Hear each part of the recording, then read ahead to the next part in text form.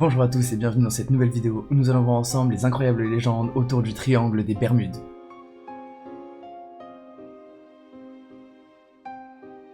Le triangle des Bermudes est également surnommé le triangle de la mort. Cette zone maritime de plus de 4 millions de mètres carrés est située dans l'océan Atlantique, entre Miami, les Bermudes et Porto Rico. Depuis de nombreux siècles, on recenserait de nombreux bateaux et avions qui auraient disparu mystérieusement dans cette zone. La liste des victimes est longue et impressionnante. Juste entre 1945 et 1975, ce seront plus de 37 avions et même un sous-marin atomique avec tout son équipage qui se seront évaporés sans laisser de traces. On ne retrouvera personne ni aucun débris, et tous seront portés disparus. Mais l'un des cas les plus célèbres du triangle des Bermudes est sûrement celui du vol numéro 19. Cette histoire se passe le 5 décembre 1945, lorsque 5 avions torpilleurs vont partir de leur base pour effectuer une mission de routine.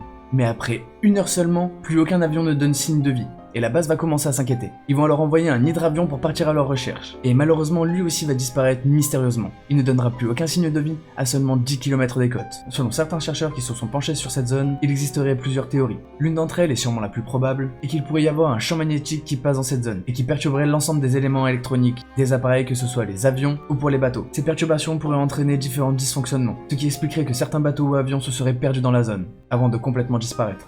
Pour d'autres, il pourrait y avoir encore une autre explication rationnelle, car cette zone est réputée pour avoir un climat très instable. Il y aurait régulièrement des ouragans, des trombes d'eau ou encore d'autres phénomènes climatiques, et cela pourrait causer de nombreuses pertes. Pourtant, ce seront de nombreux cas qui seront recensés alors que la météo était très bonne. Une autre théorie pourrait expliquer cela. Il pourrait y avoir des poches de gaz dans cette zone, et lorsque ces poches de gaz remonteraient à la surface, elles pourraient aspirer les bateaux ou causer des perturbations dans le ciel. Toutefois, il existe bien évidemment une dernière théorie un peu plus extravagante qui explique qu'il pourrait s'agir d'enlèvements extraterrestres ou d'enlèvements dissimulés par l'État. Mais actuellement, les légendes continuent, et personne n'a réellement donné de point final à ces histoires. Actuellement, il y a encore de nombreux cas qui sont recensés chaque année dans le triangle des Bermudes. Et il faudra sûrement encore longtemps avant qu'une personne arrive à percer les mystères du triangle des Bermudes.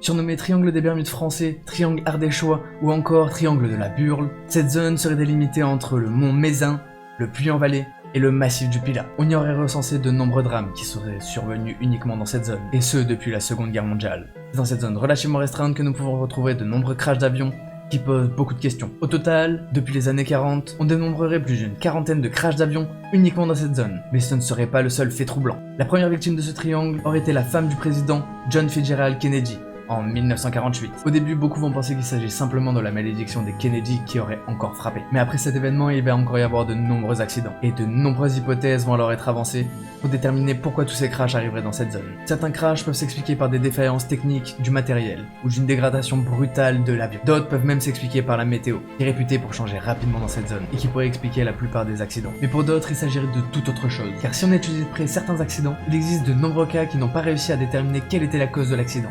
De plus, certains témoignages de pilotes ayant volé dans cette zone rapportent avoir été déstabilisés par un phénomène mystérieux. Beaucoup rapportent que leur instrument de bord se serait mis à dysfonctionner sans aucune raison, et qu'ils auraient été obligés d'atterrir avec des manœuvres d'urgence. Les radars présents dans la zone perdraient également la trace de nombreux avions lorsqu'ils passent dans le triangle de la Burle. Les chercheurs vont alors étudier la zone, et ils vont pouvoir y trouver plusieurs explications. Premièrement, il pourrait s'agir d'un champ électromagnétique, qui causerait des perturbations magnétiques sur les instruments de bord.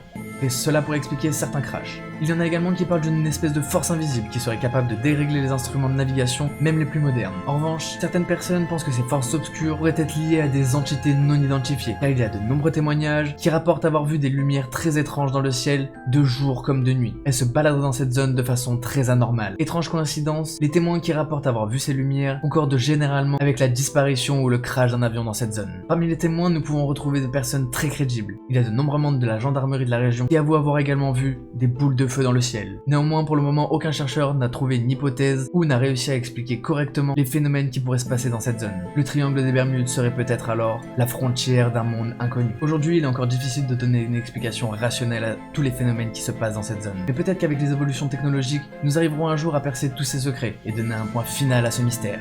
Et voilà, c'est déjà la fin de cet épisode, j'espère que ça vous aura plu. N'hésitez pas à me le dire dans les commentaires et si vous avez d'autres sujets comme ça que vous voulez que je traite dans mes prochaines vidéos. Si vous êtes intéressé par les mythes et légendes, vous pouvez aller voir mes autres épisodes, vous pouvez liker, partager et vous abonner. Nous on se retrouve dans une prochaine vidéo. C'était Kiko on Fire, peace out.